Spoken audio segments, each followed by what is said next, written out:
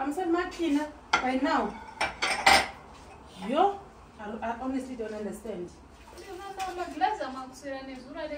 No, I don't understand. By now, I start anything. One everything. Yeah, it's all over. Everything is just everything. No, but like you should have waked up early in the morning. I don't understand by now.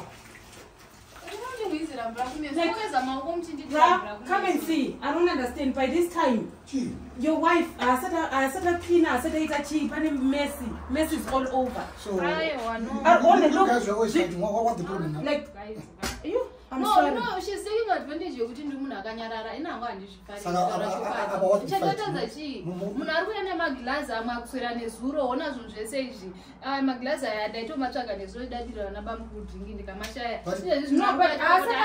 By this time, no. You must help each other. You exactly. I'm a messy. No, when I did fight, I'm going to pay my